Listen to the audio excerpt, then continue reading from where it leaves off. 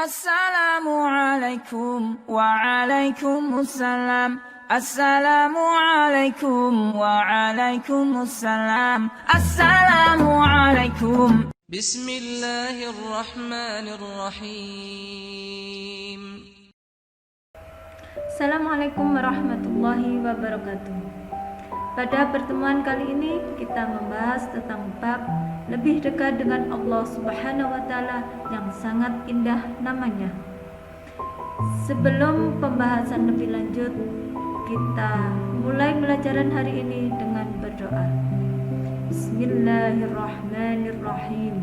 Raditu billahi rabba wa bil islami dina wa bi Muhammadin nabiyya wa rasulah.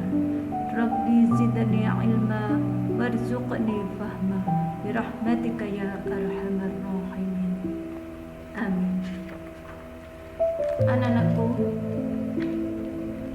pernahkah kamu merasa dekat dengan Allah sehingga perasaanmu merasa begitu tenang?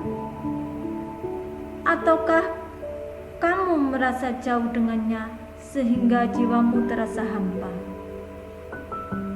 Berbahagialah orang-orang yang hatinya merasa dekat dengan Allah Subhanahu wa taala. Orang-orang semacam ini akan merasakan ketenangan dan kebahagiaan di dalam diri mereka. Sebaliknya, ketika seseorang hatinya merasa jauh dari Allah Subhanahu wa taala, maka akan senantiasa diliputi kegelisahan. Agar kita bisa menjadi orang yang hatinya dekat dengan Allah Subhanahu wa taala, perlu belajar mengenai bagaimana caranya agar dekat dengannya. Salah satunya adalah dengan lebih mengenalnya. Untuk lebih jelasnya tentang materi iman kepada Allah, marilah kita menyimak tayangan berikut ini. Iman menurut bahasa adalah percaya atau membenarkan. Sedangkan menurut ilmu tauhid, iman berarti kepercayaan yang diyakini kebenarannya dalam hati, diikrarkan secara lisan dan direalisasikan dalam perbuatan. Tunjuk. Allahul ladzi khalaqas samawati wal arda wama bainahuma fi sittati ayyamin thumma istawa 'alal 'arsy ma lakum min dunihi min waliyyin wala syafi' afala tatadhakkarun. Allah yang menciptakan langit dan bumi, dan apa yang ada di antara keduanya, dalam 6 masa. Kemudian dia bersemayam di atas arsy.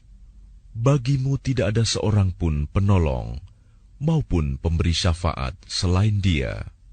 Maka apakah kamu tidak memperhatikan?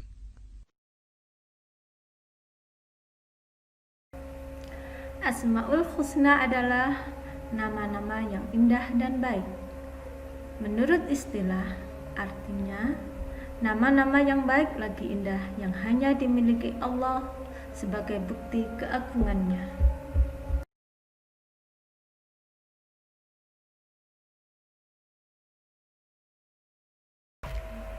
Al-Alim artinya Maha mengetahui. Allah Subhanahu wa taala Maha mengetahui yang tampak atau yang gaib. Pengetahuan Allah Subhanahu wa taala tidak terbatas oleh ruang dan waktu. Segala aktivitas yang dilakukan oleh makhluk diketahui oleh Allah Subhanahu wa taala. Sesuai dengan firman Allah surat Al-An'am ayat 59. Al-Khabir artinya Maha waspada atau Maha teliti.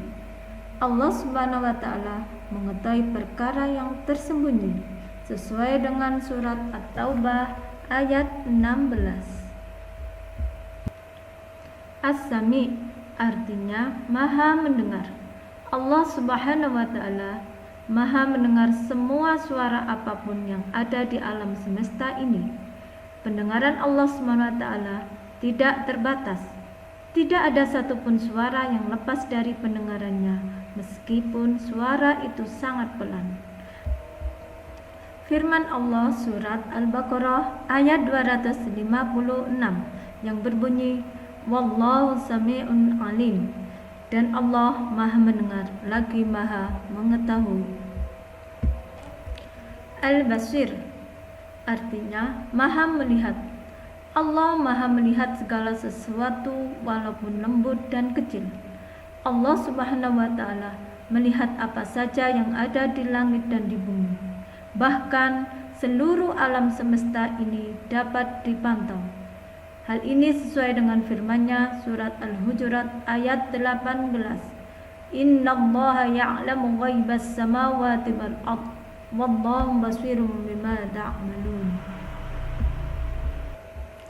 Demikian penjelasan saya yang singkat ini. Semoga bermanfaat dan mari kita akhiri dengan bacaan hamdalah.